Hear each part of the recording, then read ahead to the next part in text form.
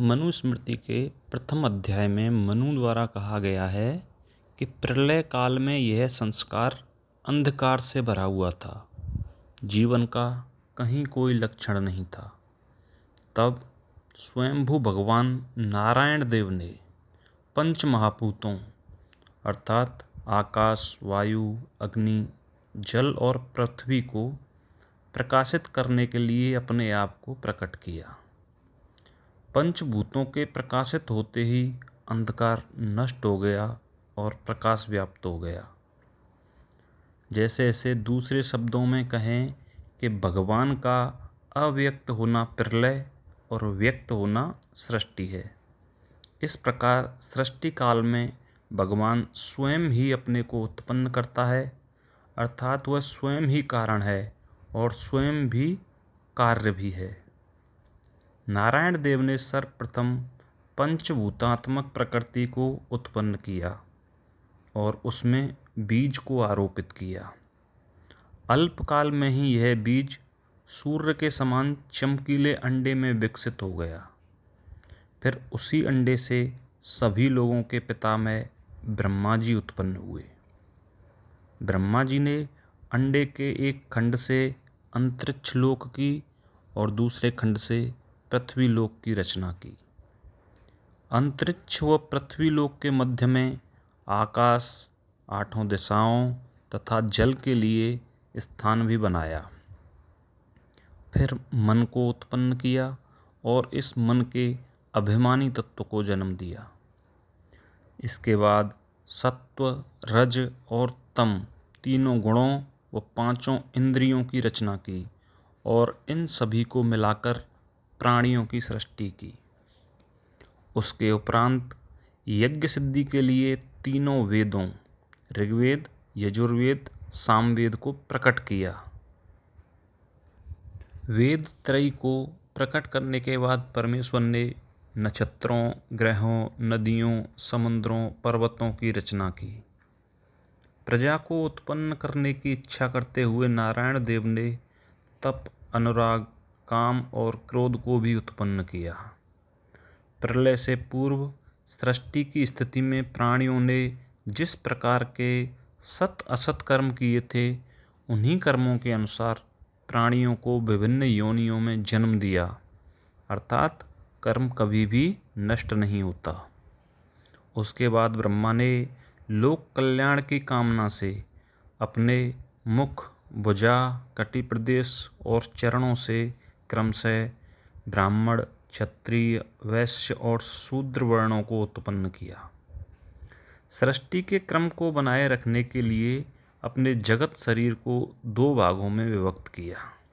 आधा भाग पुरुष कहलाया और आधा भाग स्त्री कहलाया। इस आधे ने ही आधे से सहवास करके इस विराट जगत को उत्पन्न किया। विराट पुरुष ने तप करके जिसे उत्पन्न किया वह मैं ही हूँ। आप लोग मुझे ही सारी सृष्टि का सृष्टा मानिए। मैंने ही अनादि ब्रह्मा की इच्छा को कार्य रूप में परिणत करने के लिए प्रजा को उत्पन्न करने की भावना से कठोर तप किया और उससे शक्ति प्राप्त करके सर्वप्रथम 10 महर्षियों को उत्पन्न किया। उन 10 महर्षियों के नाम हैं मरीचि, अत्रि, अंगिरा, पुलत्स्य, पुलह, क्रतु, प्रचेता, वशिष्ठ, भृगु और नारद। उन 10 ऋषियों ने यक्षों, राक्षसों, पिशाचों, गंधर्वों, अप्सराओं, बिजली, मेघ, बादल, पुच्छल, तारे, किन्नर, वानर, मछली, पक्षी, पशु आदियों को जन्म दिया। वस्तुतः जब प्रजापति जागता है अर्थात सृष्टि रचना करने की इच्छा करता है, तब संपूर्ण जगत गतिशील और चेष्टायुक्त हो जाता है, और जब वह निवृत्त होने की इच्छा करता है तब संपूर्ण जगत प्रलय को प्राप्त हो जाता है। इस प्रकार सृष्टि का अस्तित्व में आना आदिदेव का जागृत होना है और सृष्टि का प्रलय होना ही उसका शयन है। मनुस्मृति की रचना के इतिहास का परिचय देते हुए मनु कहते हैं कि सृष्टिकर्ता ब्रह्मा जी ने सृष्टि के प्रारंभ में ही मनुस्मृति के रूप में ज्ञात इस धर्मशास्त्र की रचना की और विधि पूर्वक मुझे उसका उपदेश देकर मेरे समक्ष इसका प्रकाशन किया। मनुस्मृति में सतयुग की अवधि 17,28,000 वर्ष, त्रेता युग की अवधि 12,96,000 वर्ष, द्वापर युग की अवधि 8,64,000 वर्ष तथा कलयुग की अवधि 4,32,000 वर्ष बताई है। इस प्रकार चारों युगों की कुल अवधि 43,20,000 वर्ष है, अर्थात इतने समय बाद प्रलय होती है और फिर पुनः सृष्टि की रचना होती है। चार युगों के अंतर्गत प्रथम सत्य युग में धर्म अपने चारों चरणों तप, ज्ञान, यज्ञ और दान से युक्त और सत्य रूप में रहता है। इसका कारण यह है कि इस युग में लोगों को अधर्म द्वारा धन की प्राप्ति नहीं होती। अन्य तीन द्वापर, त्रेता, कलयुगों में मनुष्य के द्वारा क्रमशः चोरी, झूठ और माया को अपनाने के कारण वेदों में प्रतिपादित धर्म एक एक चरण से रहित होता जाता है। सतयुग के प्राणी पूर्णतः स्वस्थ और संतुष्ट होते हैं तथा मनुष्य की आयु 400 वर्ष होती है। द्वापर में 300 वर्ष, त्रेता में 200 वर्ष तथा कलयुग में 100 वर्ष होती है। सतयुग में प्राणियों का मुख्य धर्म तप है। त्रेता युग का प्रधान धर्म ज्ञान है। द्वापर में यज्ञ ही प्रमुख धर्म है और कलयुग का प्रधान धर्म दान है।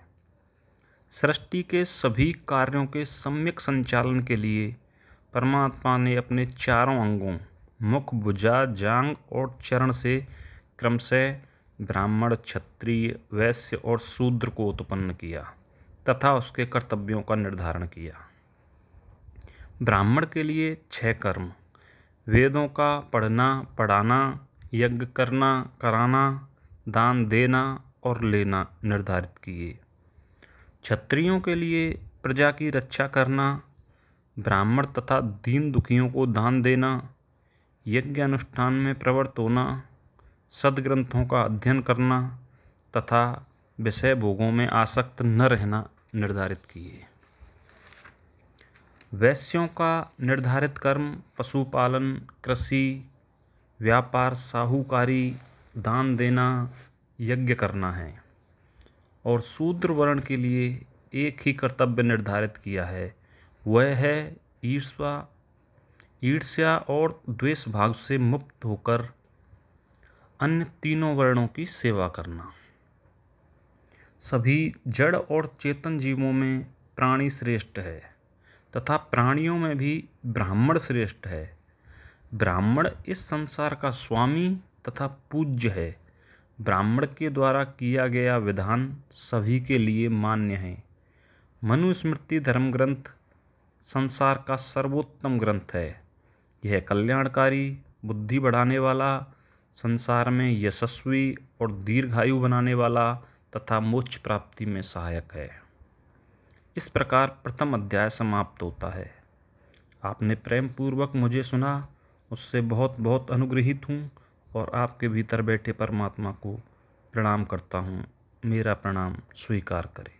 धन्यवाद।